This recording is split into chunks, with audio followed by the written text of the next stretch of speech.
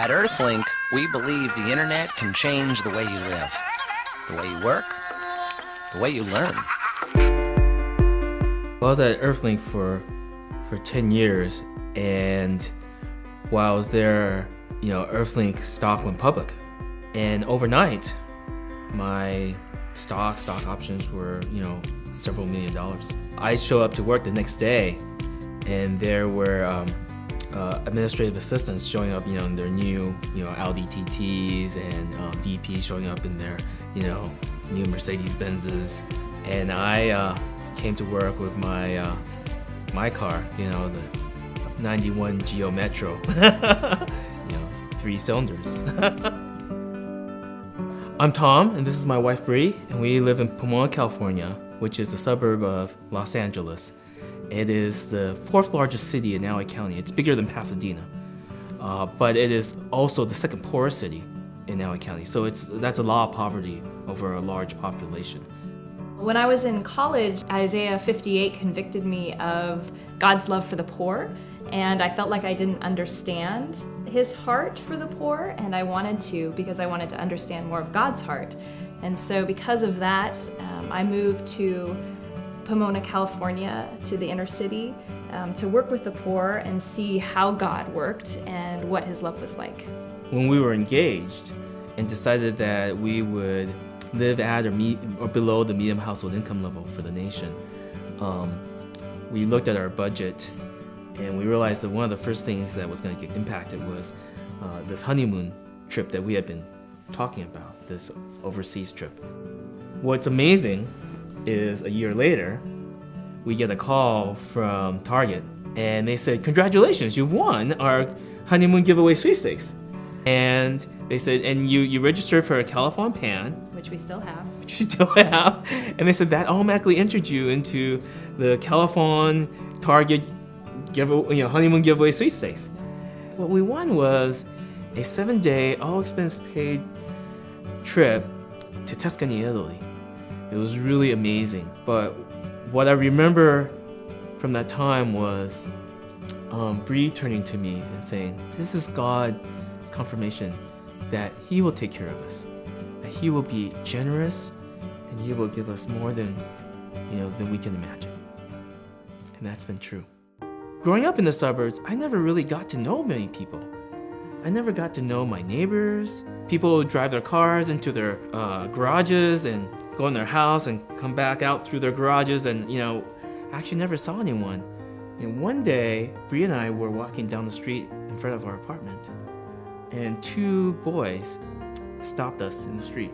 And they asked us if we knew the Bible. And we said, "Yes, we do." And they said, "Would you teach it to us and our friends?" And we said, "Sure, yeah.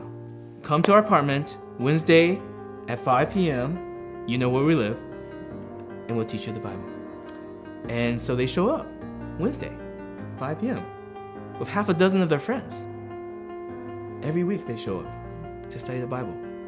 I've never had that happen to me before in the suburbs, but in a place where there's a lot of darkness, even the kids they feel that there's gotta be something more.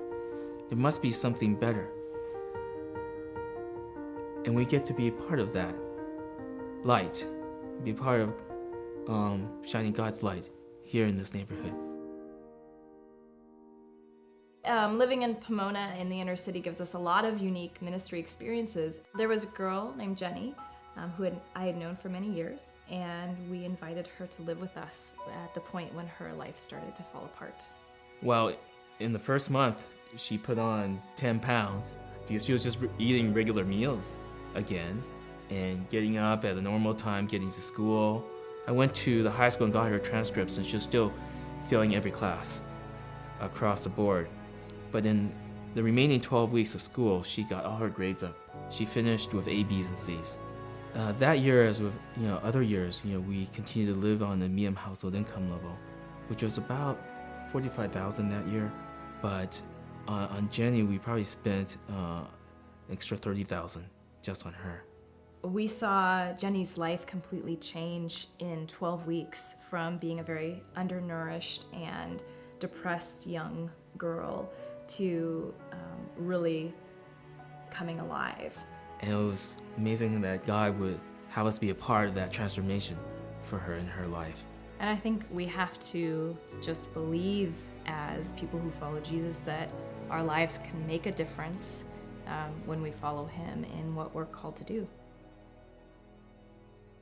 I had heard from a good friend, neighbors that we'd known for 15 years, that they were not living in their apartment anymore, and they were living in their mom's place with a heroin addict in the living room and the TV on all night. And I could see in the kids' faces that their life was just crumbling and that they really weren't doing well because of the environment. Even though Irma's a great mom, Jerry's a great dad, you can't really raise a family in a living room with people coming in and out and heroin needles all around. Bree and I started thinking about the idea that maybe God was calling us to invite the Reyleses, Jerry and Irma, and their kids to move in with us. It was amazing to be family together. And it was, similar to when we had Jenny live with us, just a sense of family, her being part of our family, the power of family. When the Reyleses left, I knew there was emotional challenges for Cadence some of the time, right? Because she did lose some of her space and she did lose some of her toys. And I asked her afterwards, well, what did you learn? It was hard, but if you let it happen, your heart gets bigger and there's more, and there's room for more people, so it's really worth it. People will come to Tom and I sometimes and ask how they live their lives radically or following Jesus in a similar way we do, and there's the one answer to that is you really have to ask Jesus what he's given you and what he's asking you to give away and what he's asking you to hold on to. So there's no a formula for what kind of life to live. There's only a listening to Jesus and a conviction, and all you have to do is ask how with what God's given you.